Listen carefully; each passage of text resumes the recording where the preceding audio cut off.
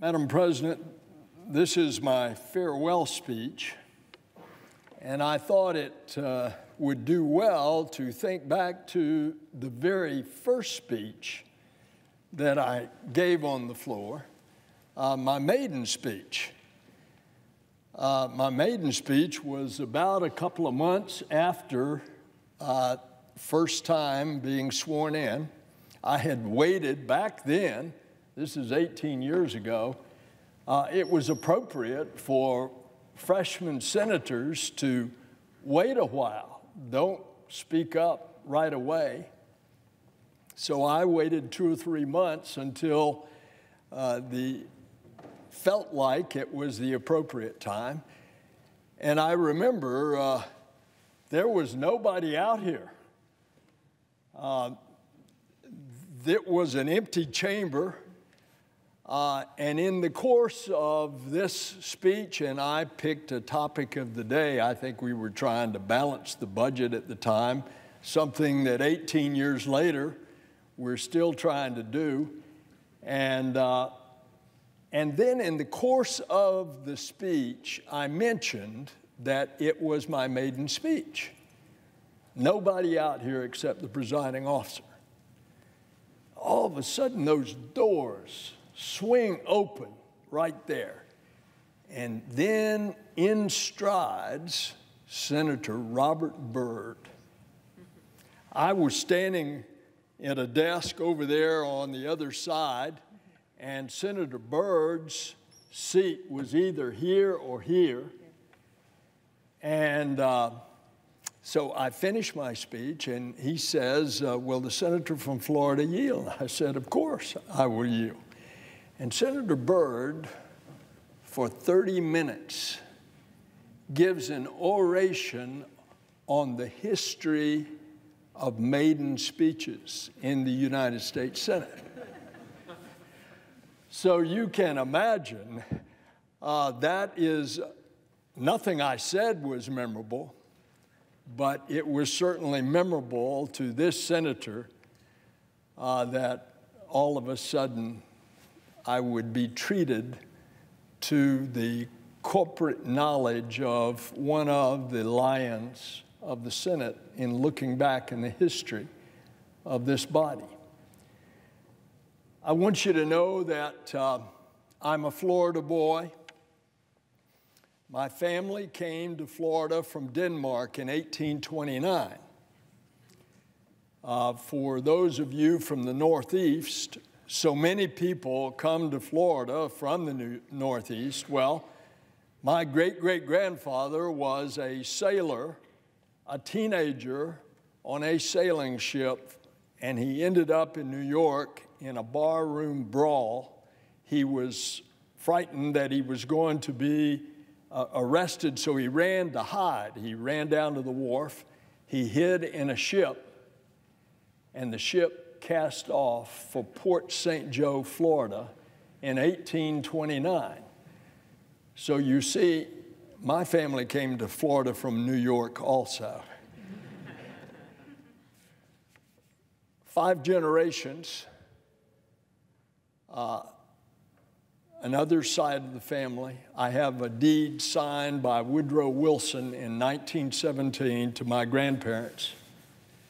After they had worked the land for the required 4 years, under the Homestead Act, the government would deed you 160 acres of land. It's the act that pushed the frontier so much further into the hinterlands, and we especially think of it westward. That was also southward. That 160 acres of land is today at the north end of the Space Shuttle runway at the Kennedy Space Center. And I cannot imagine in that 4-year period my grandparents swatting mosquitoes and fending off alligators and rattlesnakes, scratching out of the hard earth a land, a living that they could survive. And yet, that's the hardy stock from which this senator comes. Grace and I have been overwhelmed by the outpouring of support. I stand before you today, and I don't think anyone could have been more blessed. It's not easy when you take your leave from the people that you love and the work that you love, and it causes a time of intense reflection. And so I reflected back to the time in late 1985 in a series of events over the course of the next few weeks, a tense time, on the first launch attempt of the 24th flight of the space shuttle. We went down to T-minus 8 seconds. I had braced my body for the ignition of the main engines at T-minus 6.6. And all of a sudden, I heard them calling over the intercom, "We've stopped the count, we're recycling." That launch was scrubbed that day. There was an indication by a sensor that a gimbling motor on the thrusters of the solid rocket boosters was malfunctioning, and had that been the case, 9 seconds later, we would not be going straight up. We would have been cartwheeling. And so we were let off for Christmas, came back into quarantine in the latter part of December, and tried for the next launch attempt, only to go down to 31 seconds, and the count stopped. And an alert supervisor on the consoles of the launch center had noticed that the LOX line was getting too cold. And they checked, and a mistaken override of the computer had occurred, and 18,000 pounds of liquid oxygen had been drained. And had we launched 31 seconds later, we would not have had enough fuel to get to orbit, and it would have caused the greatest of the ability of our commander, Navy, now Captain retired, Robert Gibson, to land a fully loaded spacecraft on a short runway at Dakar, Senegal, or Morón, Spain. And so we tried the third time. And this time, the count was called off for some external reason. Each of these times, we're in the strapped in, ready to go. And at this point, I think it was the weather was not cooperating over in Africa.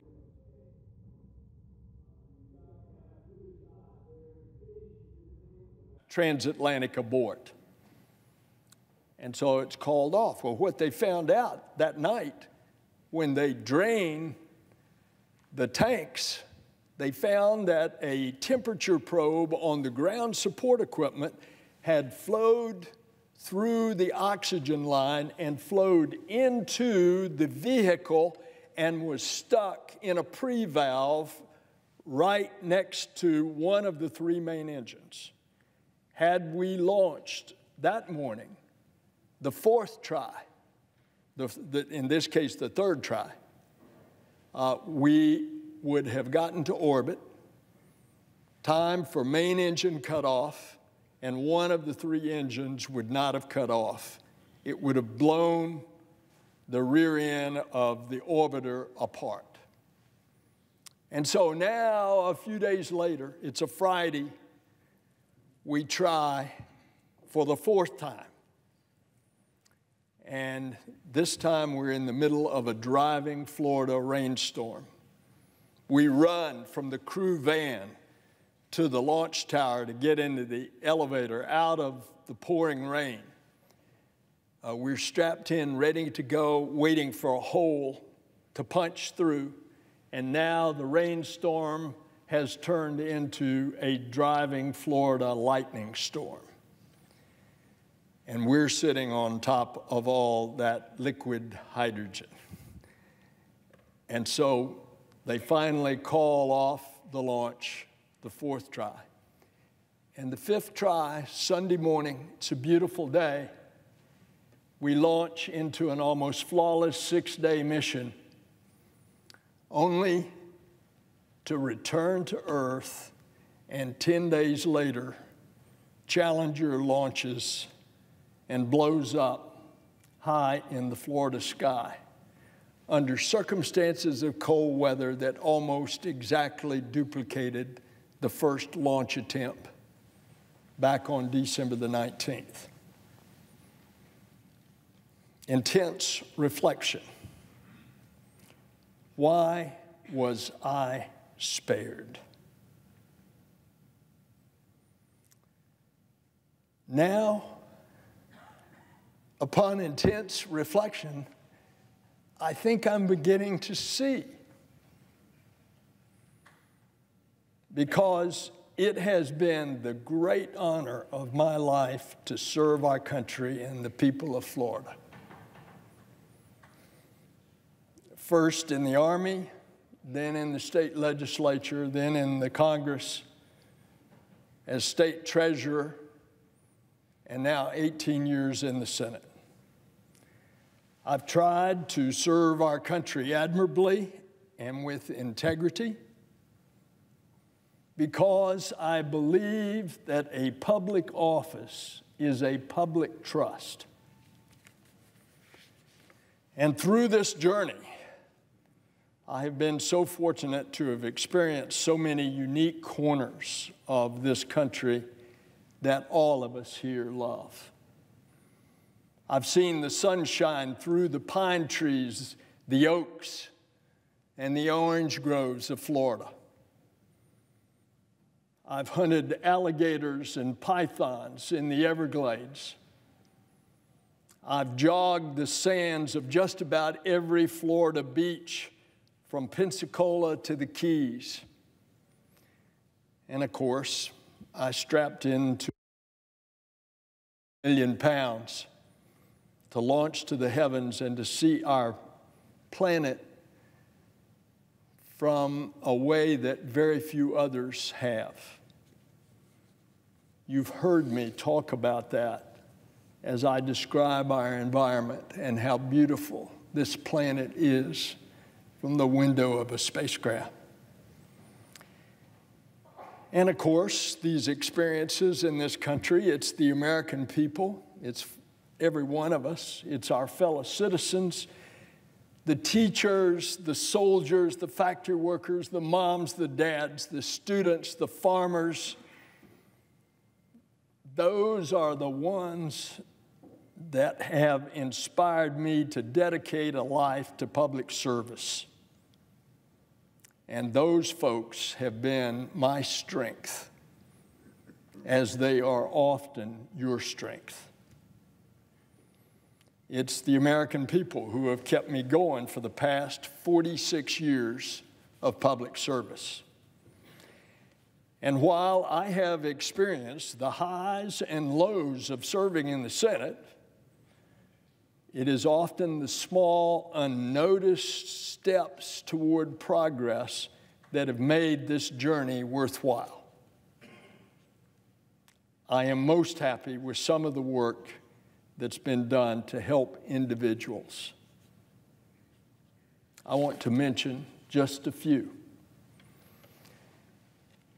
To Christine Levinson and her family, we've worked tirelessly to bring Bob Levinson home. I have come to this floor for 11 years and said that if Iran does not have Bob, they know where to find him. It's our responsibility to see that Bob, a man who served his country in the FBI for 30 years, is finally reunited with his wife and 7 children and his grandchildren. Another example, it's been a pleasure to work with Rochelle Ham of Jacksonville and the families of the 33 crew members of the El Faro who perished at sea when their cargo ship sank while sailing into the path of a hurricane in 2015. And as a result of that terrible tragedy, we were able to enact into law key maritime safety reforms, including requiring ocean-going vessels to be outfitted with distress beacons and equipment to locate lost seafarers. There are many ways to get things done around here. Sometimes it requires the bully pulpit and confronting people to correct an injustice. And you notice these, as I said, are often little things that people don't notice a lot. Take the case of Bob Peachhead Mitchell of Tampa, who was a part of the Negro League of Baseball. And he fought for years to get Major League Baseball to provide compensation to former Negro League ball players who were excluded from the majors because of their race. And yet they were some of the best players. And when Jackie Robinson integrated the majors in 1947, the rest of the majors were not integrated until 1959. And all those Negro League players were still playing, and they never got the compensation. It took 3 years of cajoling and haranguing to get the Major League Baseball commissioner to do the right thing and give the elderly former ball players their due. Then Sam Snow comes to mind, who for most of his life had paid a terrible price for the injustice done when the Army wrongfully convicted him and 27 other black soldiers participating in a 1944 riot in Seattle that resulted in the lynching of an Italian prisoner of war. And when the Army finally admitted its mistake some decades later, they refused to give those soldiers compensation for their lost pay and the time they spent in prison. And once I heard about it, I kept on the Army until they paid the veterans their back pay plus interest. So we all deal in legislation.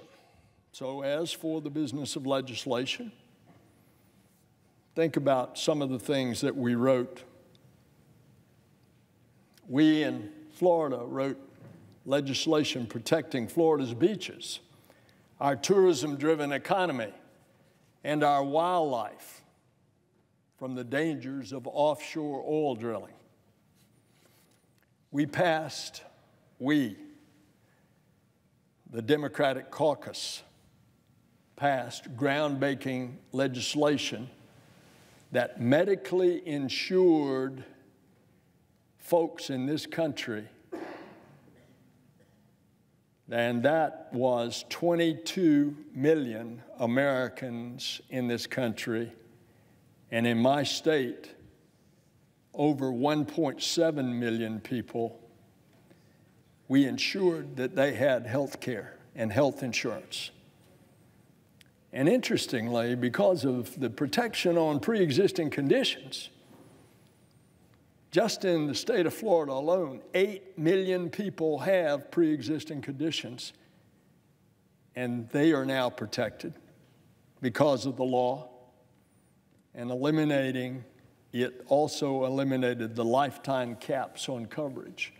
And you know the fights that we've had ever since we started that day in the Finance Committee, after the dog days of August when you couldn't have a town hall meeting in 2009 because of the disruptions.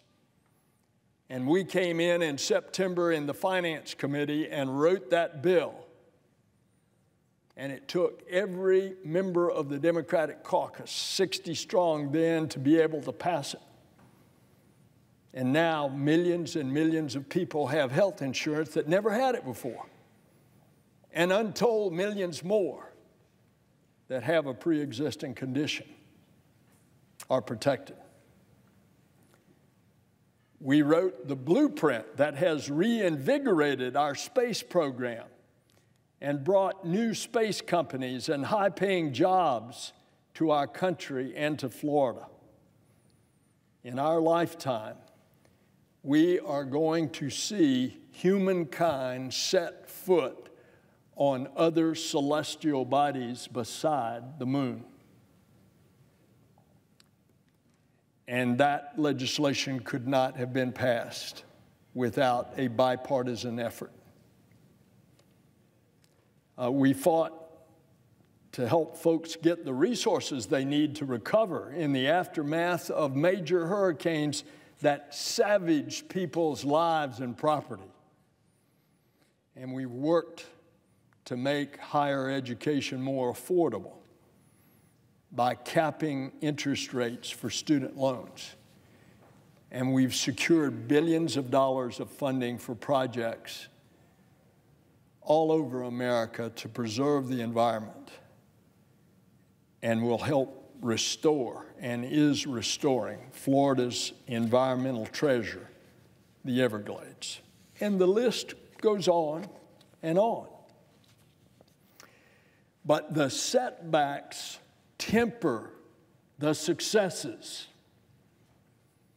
We've seen constant attempts to disenfranchise voters and to make it more difficult for every American to have their voice heard at the ballot box. And then, of course, the court's 2010 decision opened the floodgates and allowed the wealthiest Americans to spend unlimited amounts of money to influence our elections and corrupt our democracy. And what has happened? What in the world has happened to civility and to humility in our nation's public discourse? Where are our servant leaders who seek to serve instead of being served? So we still have much work to do. We need now, more than ever, to focus on building the kind of relationships here in Washington that can solve the great problems that our nation faces. And I caution our colleagues, and I caution those who will join this body to resist the pulls of partisan acrimony and the forces that seek to divide us. Tribalism is our problem, and if not corrected, it's going to take our country down. And I know I'm just another senator saying what a lot of senators that are departing are saying. As we all here remember, right over at that desk there, John McCain, in one of his last Senate addresses that he could stand, said the same thing. Now, some of my fondest memories in the Senate have been with those who sit on the other side of that center aisle. And because of this, I know that while Republicans and Democrats may disagree on policy, we have a lot to unify us in our values and principles that we share. And so my parting words are that there's no greater challenge for this Senate than to have the moral courage to choose country over party or over power, to choose justice instead of the few, justice for all, and to give others respect instead of condemnation. Those of us who are fortunate enough to serve in this Senate are also confronted daily by a set of obligations that we have when we take on this title of U.S. Senator. We have an obligation to the people of this nation to do everything within our power to uphold the country's democratic institutions and to insist that the truth guide our public discussions, even if doing so comes at the cost of short-term political loss. We as senators have been uniquely given, the responsibility to provide advice and consent to the executive branch. And we must take this charge seriously and with independence from another branch. We must uphold the rule of law, and in doing so, we must affirm that no one person is above the law. There are a great many challenges that our country faces, and I call upon all of those of you who serve in this Senate to act with moral courage when these obligations come calling in the future. As I depart, I'm putting my trust in you. I trust you to work on behalf of the countless numbers who do not have a voice in this chamber. I count on you to give a voice for our brothers and sisters in Puerto Rico who are long overdue for representation. I trust you'll fight to make health care more accessible and more cost-effective, to keep rigs off of our coast, and to make higher education more affordable for everyone. And I trust you'll work to protect our environment from pollution and to continue the restoration of our Everglades. And above all, I trust you act with integrity to unite Americans for the common weal. To the people of America, you in this Senate must be a beacon of light in a time when it seems that darkness is increasingly gathering in our politics. You must remember that your voices and your actions will face and help shape the future. You have the power to make our discourse more civil and to create change. Now, to our staff, both in the office and the Commerce Committee, you all are like family. You're like family to Grace and to me, and I'm grateful for the work that you do day in and day out for the people of Florida. You are all hardworking, you're dedicated, you're loyal public servants. None of what we do around here would be possible were it not for each of you. Madam President, I request a list of all staffers who've been a part of our Senate family over these 18 years be entered into the record. Without objection. To my wife, Grace, and our children, Bill and Nan Ellen, I'm so grateful for the support you've provided throughout the years. The journey has been a joy. I leave this Senate today filled with hope for the future and the fondest memories of my fellowship with great friends here. But I admit, it is hard to leave the friends and the work that I love.